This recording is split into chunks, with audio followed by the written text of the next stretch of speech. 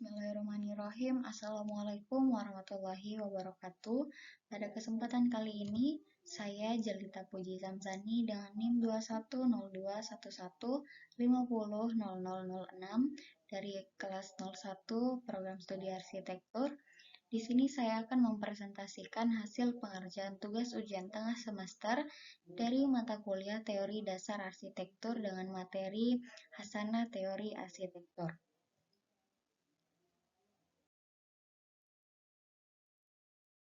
Secara garis besar, hasanah teori arsitektur dibagi menjadi 3 pokok pembahasan, yaitu teori tentang arsitektur, teori dalam arsitektur, dan teori arsitektur.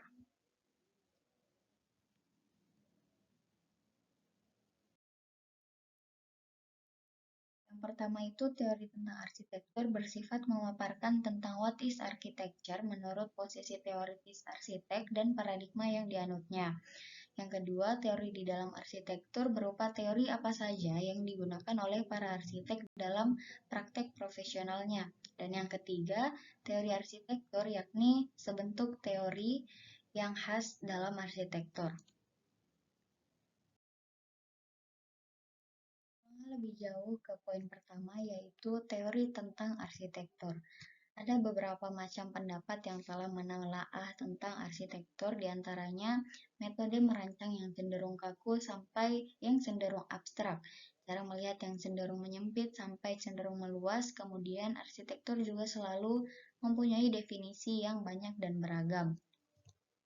Arsitektur menurut Kamus Oxford adalah merupakan seni dan praktek perancangan dan konstruksi bangunan yang mencakup rancangan struktur yang kompleks dan penuh ketelitian. Selanjutnya, menurut Salura, pengetahuan arsitektur muncul karena adanya kebutuhan akan ruang untuk menampung aktivitas manusia. Kemudian, wadah yang tercipta serta produk-produk di dalamnya selalu mengandung nilai-nilai yang memiliki kepekaan terhadap kebudayaan yang dimiliki oleh manusia. Dan selanjutnya, menurut Vitruvius, dalam 10 buku arsitektur atau ensiklopedia arsitektur, dia menulis tentang bangunan yang baik harus memiliki 3 pokok dasar, yaitu firmitas atau kekokohan atau stabilitas, kemudian ada utilitas atau fungsi, dan venustas atau keindahan.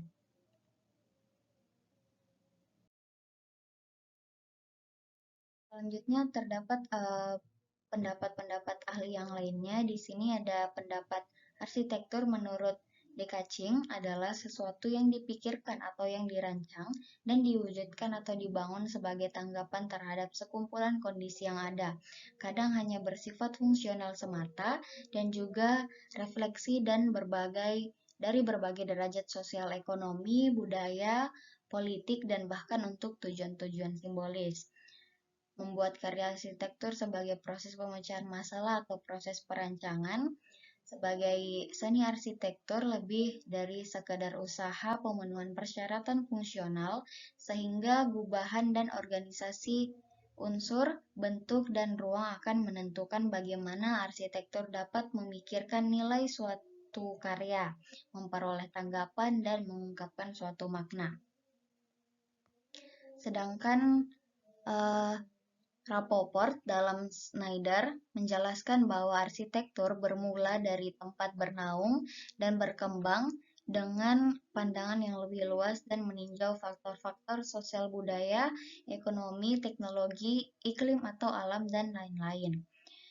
Lingkungan buatan memiliki bermacam-macam kegunaan di mana melindungi manusia dan kegiatannya serta harta miliknya dan ancaman fisik seperti kekuatan alam dan secara psikis seperti kekuatan yang dianggap gaib. Di sana juga menekankan identitas sosial sebagai serta status sosial. Tujuan dari arsitektur menurut Rapoport dapat memberikan rona bagi kegiatan-kegiatan tertentu, mengingatkan orang akan kegiatan-kegiatan tertentu, menyatakan kekuasaan status atau hal-hal yang pribadi, bagaimana pribadi, bagaimana hubungannya dengan masyarakat dan juga hubungan ini lama-kelamaan berubah menjadi sebuah kebudayaan.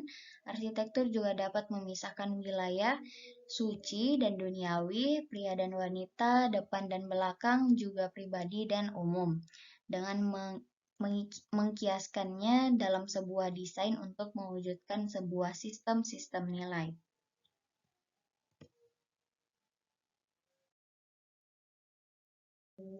Selanjutnya, poin yang kedua yaitu teori dalam arsitektur. Teori adalah komponen paling vital dari kurikulum arsitektur.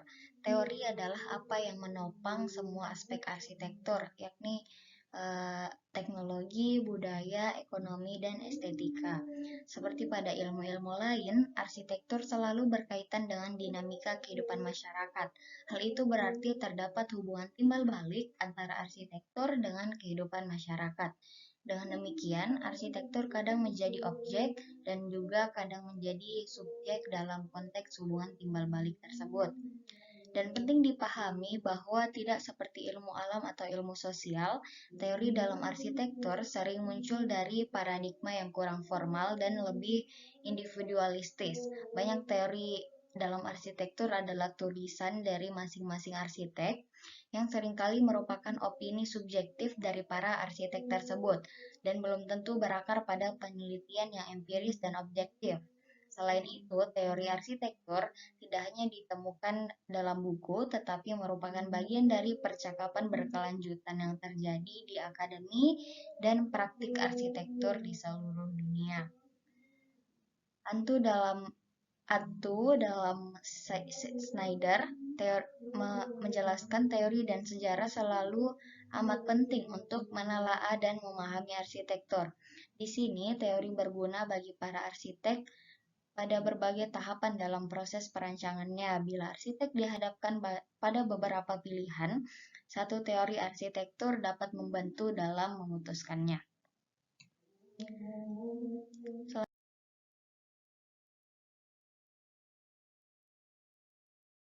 Selanjutnya, poin yang ketiga yaitu teori arsitektur. Teori arsitektur sangat luas dan beragam dan mencakup setidaknya 3 bidang utama, yaitu yang pertama, teori teknologi arsitektur, yang berisi prinsip-prinsip struktur, ventilasi, drainase, pencahayaan, dan lain-lain. Dan yang kedua, mengenai teori sejarah arsitektur, di dalamnya membahas tentang fenomena dan pola sosial, analisis linguistik, analisis artefak fisik, dan lain-lain. Dan yang ketiga yaitu teori desain arsitektur. Di dalam teori desain ini menjelaskan tentang strategi organisasi, metode desain, konsep spasial, penilaian estetika, dan lain-lain. Teori arsitektur mempunyai unsur-unsur di dalamnya yang dilihat dari ruang yang terbentuk karena struktur dan enclosure, di mana di situ terdapat pola organisasional, hubungan dan hierarki bentuk, skala, dan proporsi. Dan sebagai wadah dari program arsitektur juga merupakan persyaratan yang dibutuhkan pemakai, kebutuhan dan apresiasi faktor sosial, ekonomi, budaya, hukum, dan sejarah juga sangat berperan dalam unsur-unsur arsitektur. Arsitektur dapat dicapai melalui teknologi di mana konsepsi kenyamanan, kesehatan, dan keselamatan serta keawetan menjadi sesuatu yang sangat diperhatikan. Dan unsur-unsur tersebut disusun sebagai berikut, disusun melalui gerak dalam ruang dan waktu, menghasilkan suatu pemahaman terhadap pencapaian, sekuens, dan psikologi. Serta unsur-unsur dalam arsitektur harus sesuai dengan lingkup di mana tapak atau lingkungan serta iklim dan geografis menjadi faktor yang diperhitungkan dalam memahami sebuah karya arsitektural. Itulah tadi pemaparan dan presentasi materi mengenai hasanah teori arsitektur dari saya. Lebih dan kurangnya mohon dimaafkan. Wabillahi taufiq wal hidayah. Wassalamualaikum warahmatullahi wabarakatuh.